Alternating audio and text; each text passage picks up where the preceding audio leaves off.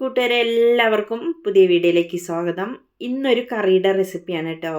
വളരെ സിമ്പിളായിട്ട് കുറഞ്ഞ ചേരുവയിൽ വെച്ച് തയ്യാറാക്കി എടുക്കാൻ പറ്റുന്ന കറിയാണ്. ബീട്രൂട്ട് വെച്ചാണ് ഇത് നമ്മൾ തയ്യാറാക്കിയിട്ടുള്ളത്. ബീട്രൂട്ട് തോരനും ജ്യൂസൊക്കെ കഴിക്കാറുണ്ട്.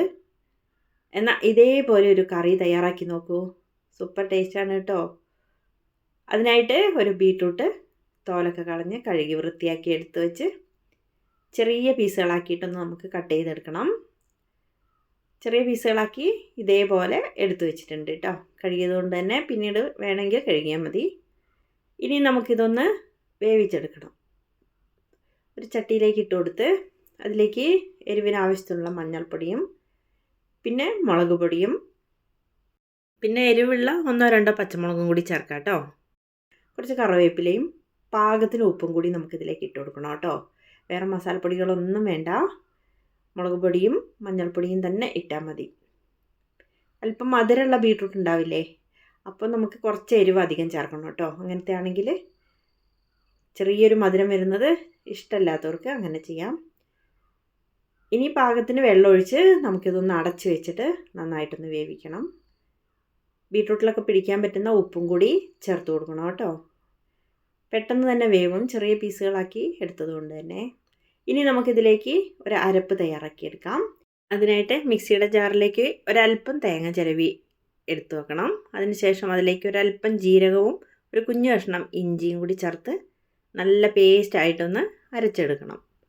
ഇനി നമുക്കതിലേക്ക് കുറച്ച് ചെറിയ ഉള്ളി ചേർത്തിട്ട് ഒന്ന് അടിച്ചെടുക്കാം. ഇഞ്ചി കഷ്ണം നിർബന്ധമായിട്ട് ചേർക്കണം.